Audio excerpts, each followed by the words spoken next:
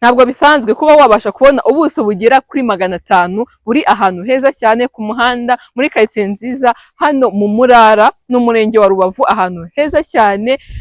Ndebera nawe ukuntu hangana, ahantu ushobora kuba wakatamo ibibanza bibiri bikaba byakunda. Ikindi kandi ahantu harimo inzu nk'iyi ngiyi ikomeye, inzu iri kubura amarange, inzu iri kubura finissage, namwe muri kuyireba. Ni inzu ngari ifite ibyumba 3, dushe na toilette biri hanze, ndetse ikajyana na salo na korodoro bigari kandi byiza.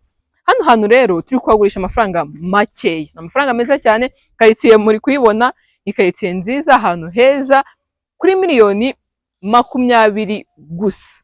Kuri miliyoni 20 gusa nizo urazana ugacyura buno buso bugera kuri 500. Inyuma naho hari igikari, ni ahantu heza cyane.